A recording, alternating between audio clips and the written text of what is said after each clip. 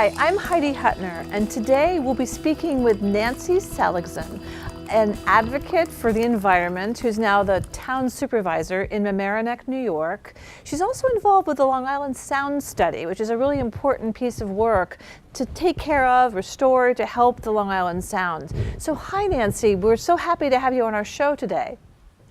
Hi, Heidi. I'm happy to be here. We'd love to hear about the work you're doing with the Long Island Sound Study. Could you tell us what that is and what that involves? Sure. The Long Island Sound Study is part of the National Estuary Program. And the National Estuary Program is a federal program run by the federal EPA. And in the case of Long Island Sound, it involves the environmental agencies in the states of New York and Connecticut. It also involves many different universities and academic institutions, including Stony Brook University, and many different people and organizations, nonprofits, and governments around the Sound working together in partnership to try and restore and protect Long Island Sound. The focus has been on reducing nitrogen in Long Island Sound because we believe that nitrogen helps algae multiply, and that robs the water of oxygen when the algae goes through its decay process. And that creates hypoxia in the water or low dissolved oxygen. So that has been the major focus of the Long Island Sound Study for many years.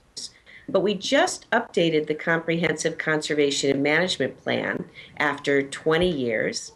And we are looking at other things as well, and that is water quality issues in bays and harbors, besides the long stem and large stem of Long Island Sound.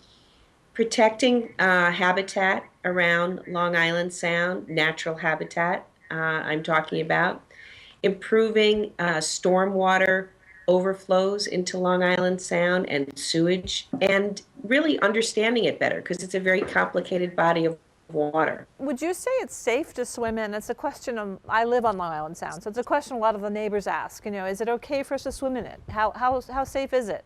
In general, it is safe to swim in Long Island Sound, but most harbors and bays are monitored by the local or county health departments, especially after a rainstorm. If there is a large area that drains into your harbor or bay and it carries a lot of polluted runoff, your harbor or bay might be closed for a day or two after a heavy rainfall. But in general, I would say the Sound is safe. And so what about eating the fish and I guess some people actually eat seaweed from the Sound. There's a big seaweed project going on over in Connecticut, I know. What about eating the foodstuffs from the water and in Long Island Sound? Again, most of the products, marine biology from the Sound is safe for eating, but there are some warnings about certain fish that are very high up on the food chain that might have bioaccumulations of certain toxic chemicals that are legacy chemicals. But in general, if you are a healthy person, not very old or not very young and not pregnant, you can certainly eat all the food from the Sound. In fact, we have a thriving oyster industry, and certainly lots of finfish are caught in the Long Island Sound as well. And most of our seafood around us comes from Long Island Sound. So there's a very large fishing industry, not just recreational, but commercial as well. So what about water safety in general? I mean, you are not specifically dealing with Long Island, but for those of us who are, or in the area in general, what about general drinking water safety? Do you work on those issues as a town supervisor? I have a very different situation than Long Island because I'm located in Westchester County, and our water supply, our drinking water supply, is actually from the New York City water supply. So we get our water from pipes that actually service New York City. So we don't have a groundwater situation or a sole source aquifer as you do on Long Island, and that's a very different situation. So in my role as supervisor, I deal with drinking water issues all the time because I'm a trustee of the Westchester Joint Water Works, which is the distribution of water to our community. but as my role of co-chair of the Citizens Advisory Committee of the Long Island Sound Study, and we are the public voice for Long Island Sound Study, trying to get the information out to folks, trying to get folks involved to care about Long Island Sound so that we can clean it up and make sure that it stays healthy and productive. Is there some piece that citizens play in their everyday use that contributes to what ends up in the sound? So we have to assume if it's running off in the rain, it's what we're using that's running off as rainwater into the sound. Yes, absolutely. People have the greatest role to play because they are, in fact, causing the runoff. And one of the problems is that we've paved over Paradise, and we have lots of impermeable surfaces in our very developed communities, and that causes tremendous runoff. If we can retrofit or create green infrastructure in what we have already developed, we will be helping absorb more of the rainwater and decreasing the amount of runoff that goes into the sound.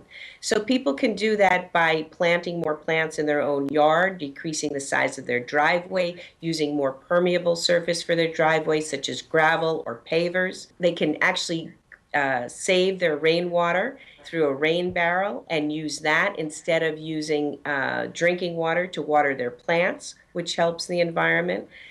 We can compost our own food waste in a composter. There's so many things that people can do themselves. But for water quality, it really is making sure that they reduce the amount of runoff they create, but also use no pesticides on their properties because pesticides are really not needed, and reduce the amount of nitrogen fertilizer they use. So it's reducing the amount of applications, and that also makes a huge difference in the quality of runoff. If it doesn't go directly to the sound, it goes directly to your nearest pond or river or stream.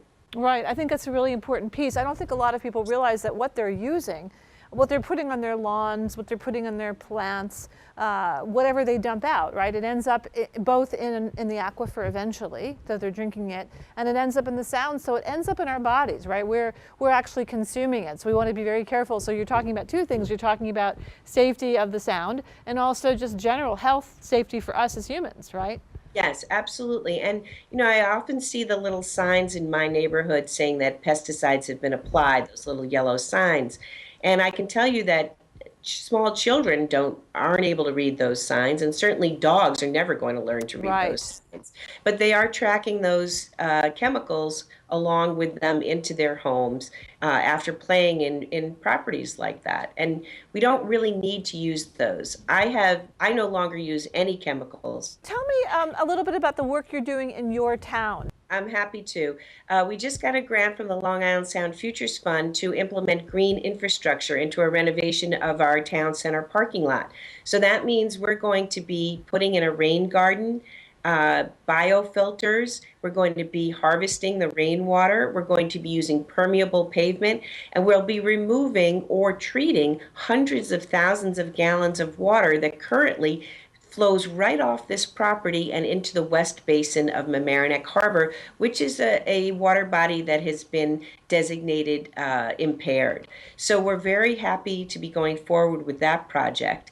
And we're also trying to reduce our energy use here in the town of Mamaroneck.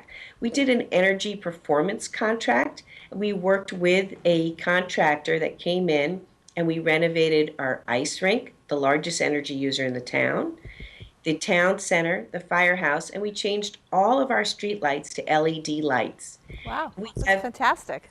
It is, and what's really great is that it's going to save us money. And we have other things as well. We're looking at a municipal solar buyers group to implement municipal solar installations on municipal property. We participated in something called Solarize Larchmont and Mamaroneck, where we worked with a solar vendor to come in and do a real sales blitz to try and get residents to sign up. 71 residents did, which is fantastic. Is that successful? How are residents responding to that? Yes, we actually had many more than we thought. That's impressive. That's really impressive. Are you also doing a project, the plastic bag ban and non-reusable bottles and that sort of thing for your town? We have a very active recycling effort here in the town. So we do recycle over 60% of our waste.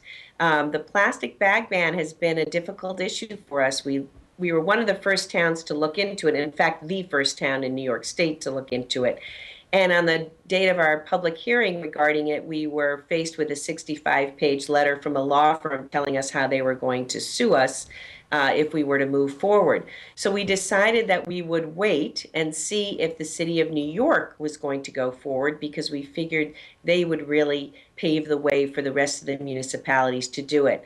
Unfortunately, they haven't yet, but the county of Westchester does have some county legislators and committees that are interested in looking into it, so we hope they'll go forward with that. And what about the natural gas leaf blower machines? People are opposing in a lot of places, but producing a lot of carbon, burning a lot of carbon, and also the noise factor. We have a sustainability collaborative that I created, a volunteer resident committee of experts in the field, in the environmental field, and they have been helping me work on a lot of the issues in the town.